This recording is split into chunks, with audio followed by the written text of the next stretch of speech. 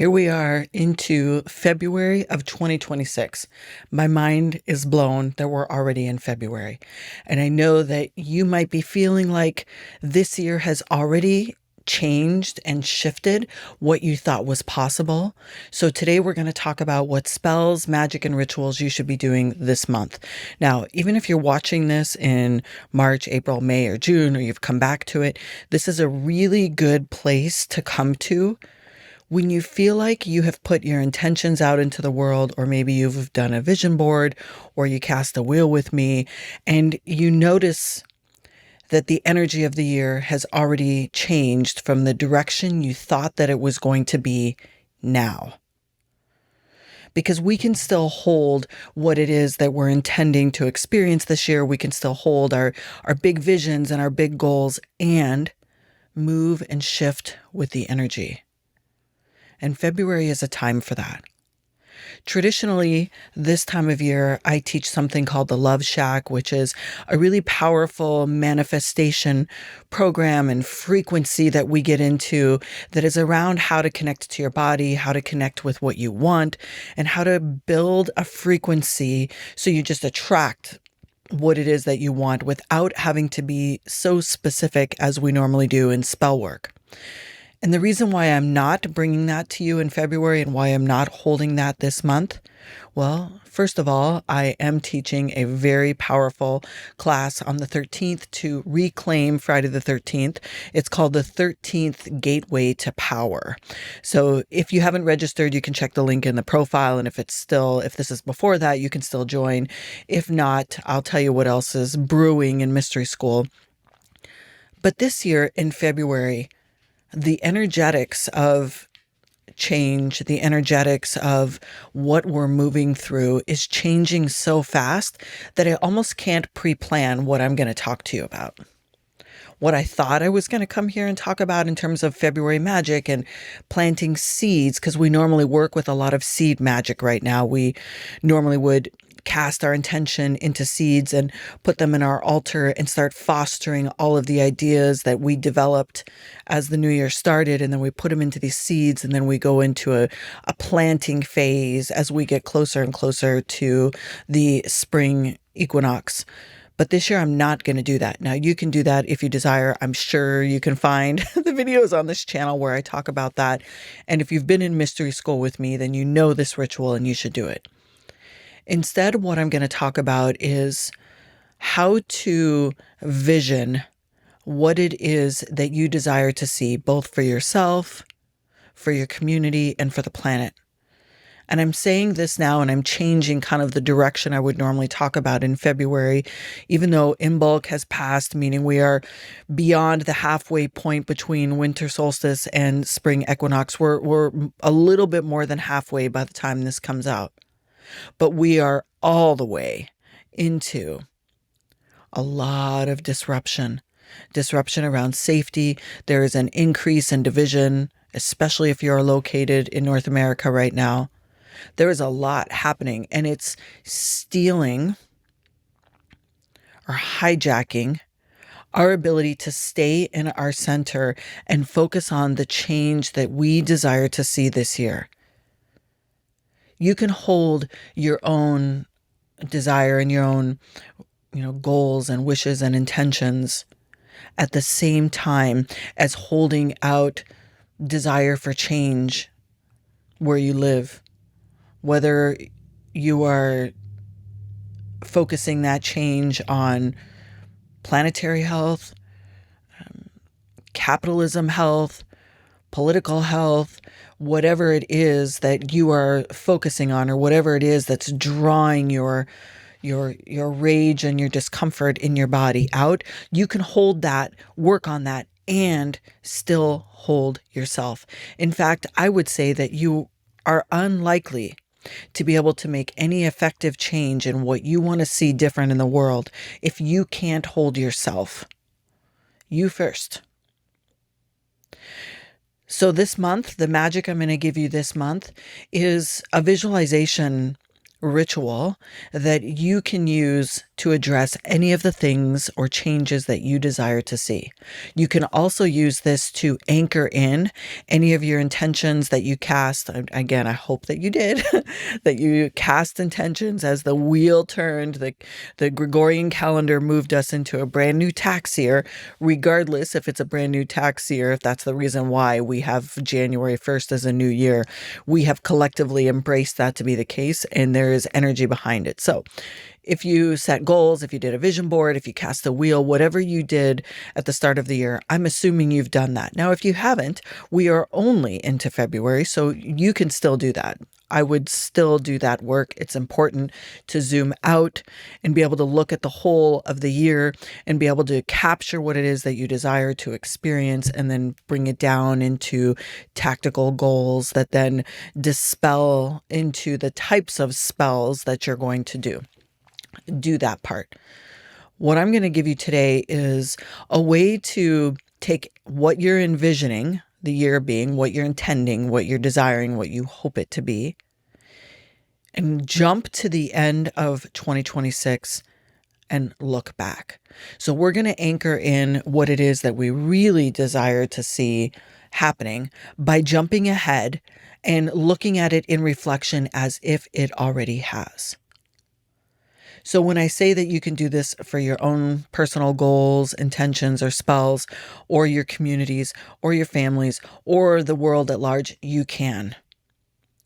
But the most important part before you do this work is to ensure that you are aligning to your center, that whatever practices, habits, rituals, time in nature, meditations, breath work, dance, movement, whatever it is, that you are continually bringing yourself back to center. Because at the time of recording this, the thing that I see happening the most is the spiraling out of control. Again, listen, in the last 5 years, we've done this several times. We know what it's like to feel division energy starting to rip us apart, where we are no longer able to discern truth from lies, from really just hardships and fear that people are facing. And instead we pile into the chaos. That looks like sharing posts that you have not verified whether or not they are correct. That's sharing that one side, one belief is the only way.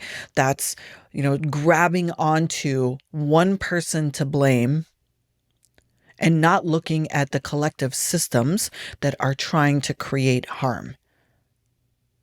There might be a ringleader that we can all visually see.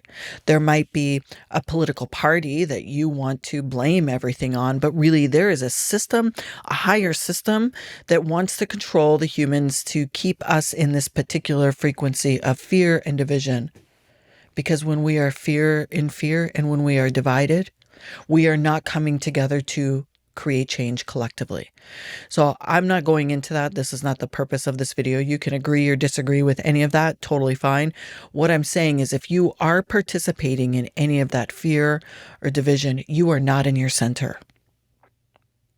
If you are spending more time scrolling on your phone and reading other people's opinions on what's happening than you are sitting in ritual space and doing magic, then you are not in your center.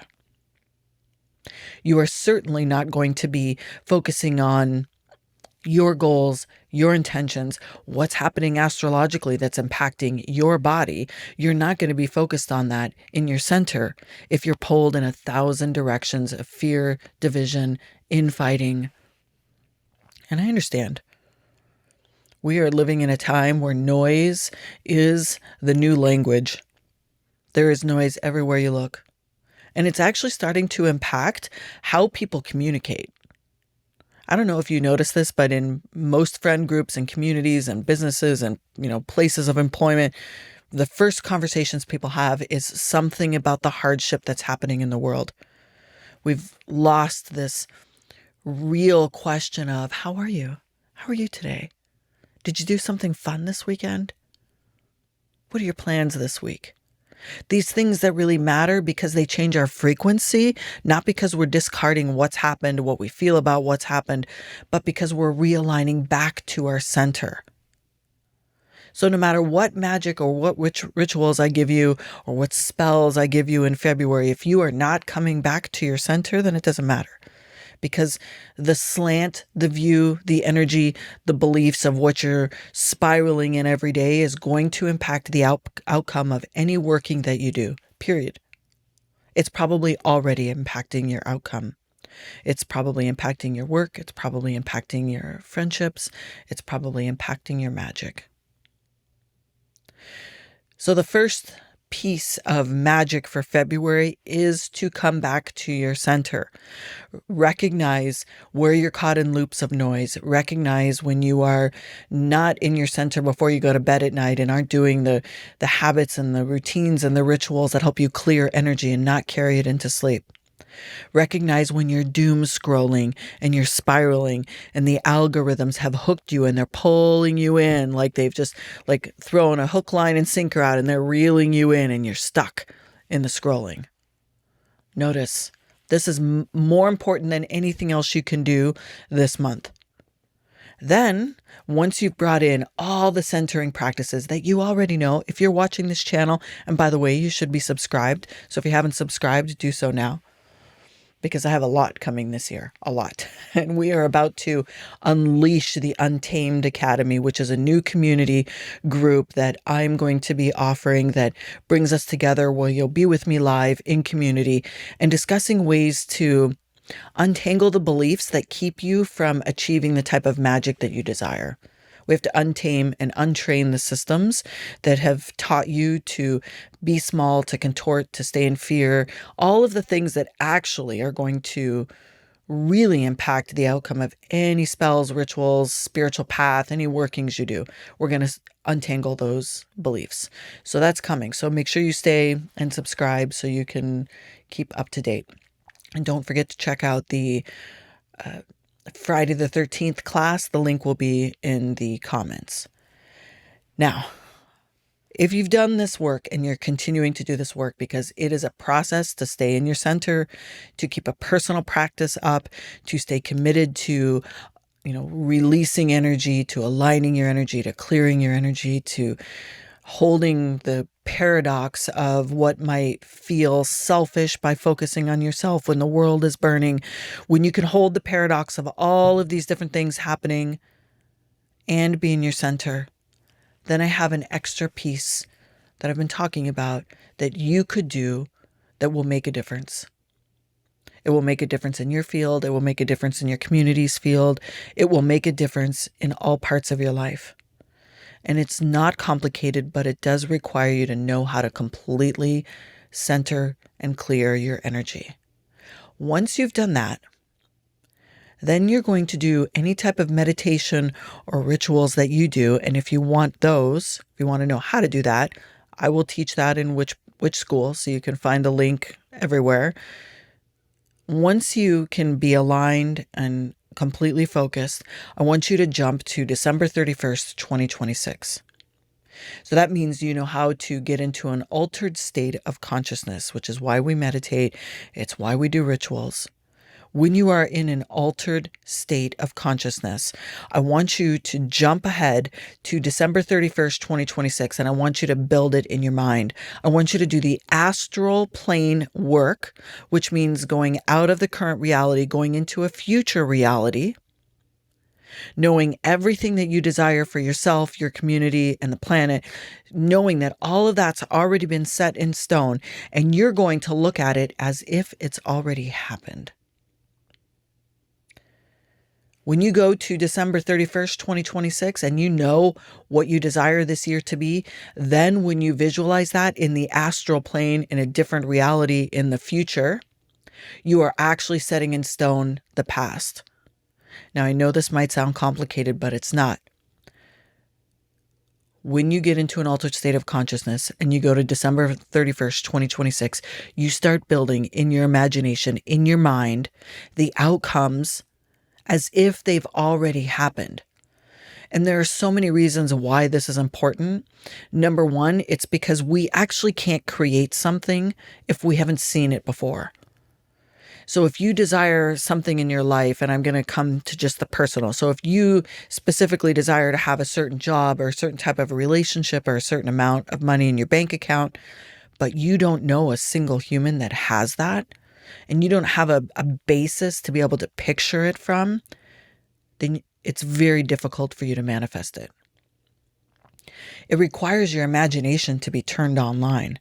You can build any world you want in the astral plane. Now, if you've not done work in altered states of consciousness where you're going into different planes and different timelines, and this is new for you, then definitely let me know in the comments and I can kind of wind backwards and provide some of that. I'm happy to do that. But for now, I'm going on the assumption that you know how to get into an altered state of consciousness and you know how to do it with a clear energy field, which is pretty much everything I've been rambling on up until now. If you go to December 31st, 2026, as if you're writing a letter to yourself that says, wow, in January and February of this year, I planned for this to happen and it did. And when it happened, it felt like this. It looked like this. Here's who is there. This is what it changed in my life. This is what happened in my body. This is what happened in my home. This is what happened in my job. This is what happened in my bank account.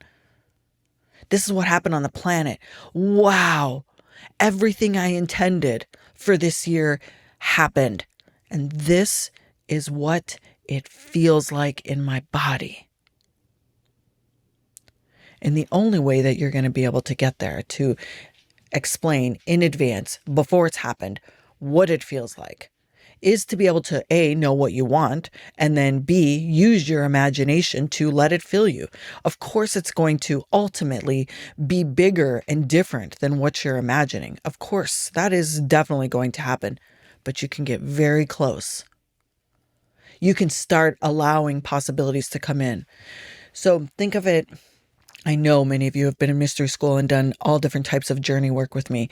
If you think of it like a journey or a guided meditation that you do, and the date is December 31st, and you allow any possibility to come into your field, this feels like when you were a child and you used to make up stories when you were, walking home from school, or when you were hanging out with your friends, and, all the story making that we used to do.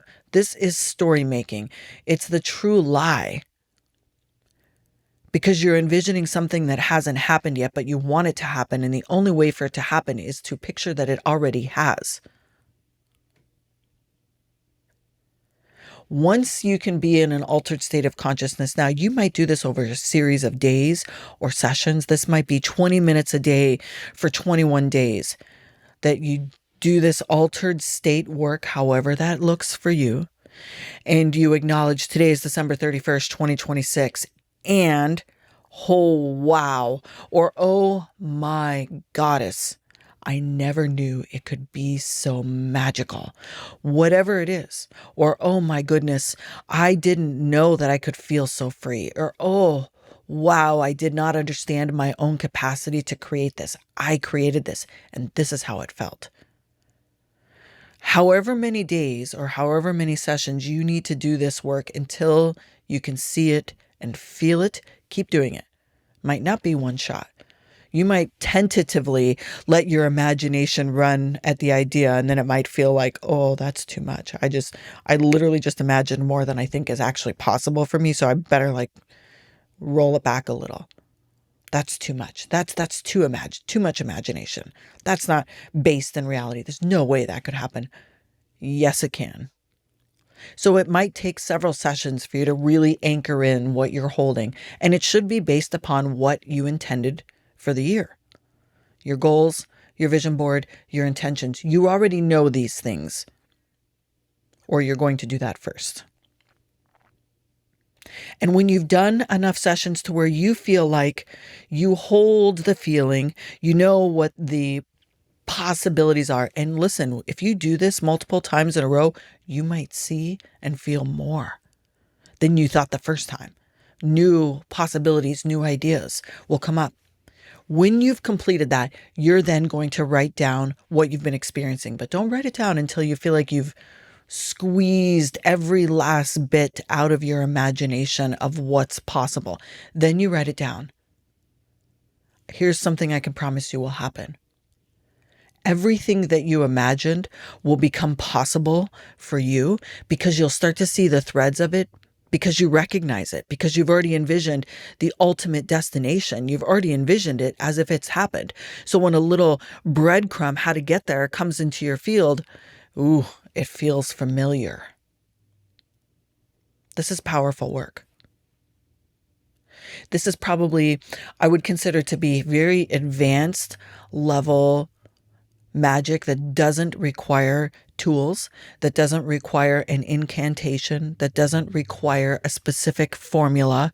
It requires you to know what you want, your ability to move into an altered state of consciousness and tap into your imagination, and to commit to doing a process of jumping ahead in time to build what you want to experience between now and then. Okay.